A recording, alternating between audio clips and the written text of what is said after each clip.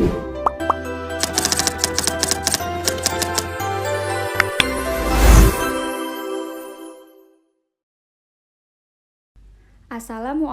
warahmatullahi wabarakatuh. Perkenalkan, nama saya I'anatul Maula, dan pada kesempatan kali ini saya akan mempresentasikan topik tentang arsitektur sistem operasi. Saya akan membahas secara ringkas namun mendalam mengenai teori arsitektur sistem operasi, penerapannya dalam dunia nyata, dan juga studi kasus untuk memperjelas pemahamannya. Sebelum masuk ke arsitektur, kita perlu tahu dulu apa itu sistem operasi. Apa sih sistem operasi itu?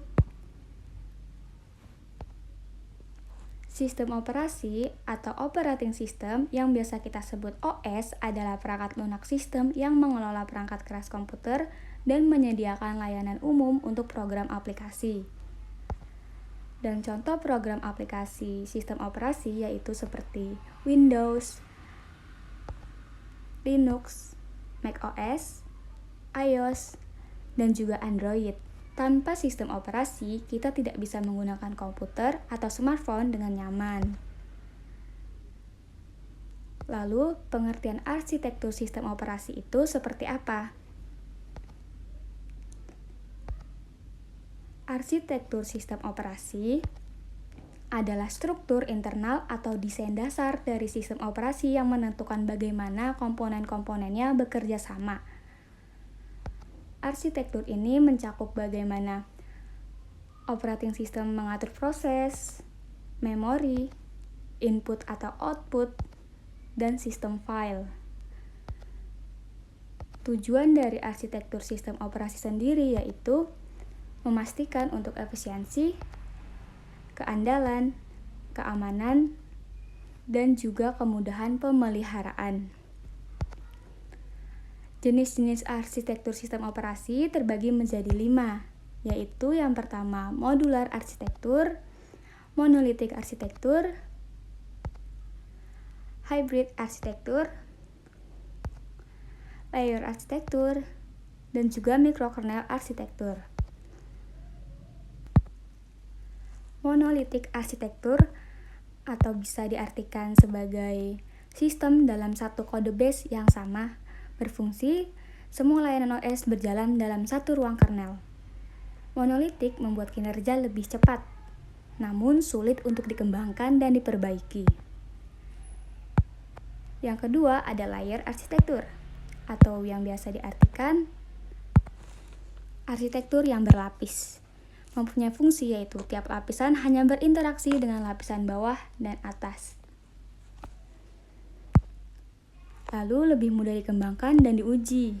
Contohnya seperti operating system. Lalu ada microkernel arsitektur, atau yang biasa diartikan seperti fungsionalitas dasar di inti sistem perangkat lunak, yaitu fungsi-fungsi dasar manajemen memori dan komunikasi antar proses, berjalan di user space, contohnya seperti Minix dan QNX. Lalu ada arsitektur OS dalam dunia nyata, seperti contohnya adalah Android. Menggunakan Linux kernel dengan modular arsitektur ini memungkinkan vendor untuk menambahkan driver atau layanan tambahan. Lalu ada macOS. Menggunakan hybrid arsitektur gabungan dari microkernel mesh dan komponen monolitik BSD Unix. Lalu ada Windows. Menggunakan arsitektur hybrid.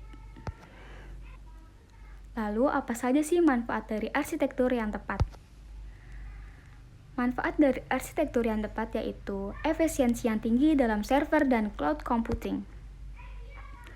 Yang kedua ada kustomisasi fleksibel dalam sistem terbuka seperti Android. Yang ketiga, keamanan dan isolasi dalam sistem embed seperti mobil, pesawat, dan alat medis. Nah, untuk studi kasusnya yaitu seperti Linux kernel yang bertugas menangani driver, keamanan, manajemen, memori. Lalu ada libraries dan Android runtime atau ART, berisi pustaka dan lingkungan eksekusi aplikasi. Yang ketiga ada application framework, menyediakan API yang digunakan oleh aplikasi. Dan terakhir ada applications, aplikasi yang digunakan seperti WhatsApp, Gmail, dan YouTube.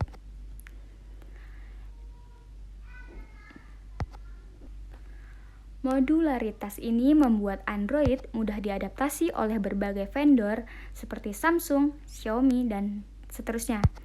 Yang kedua, memungkinkan pembaruan komponen secara terpisah seperti sistem keamanan. Seiring berkembangnya teknologi, tantangan dalam merancang arsitektur OS pun semakin kompleks. Beberapa tantangan itu antara lain, OS harus bisa berjalan di banyak perangkat berbeda. Yang kedua, serangan cyber semakin canggih. OS harus mampu menahan eksploitasi. Yang ketiga, OS harus cepat dan responsif meski menangani banyak proses.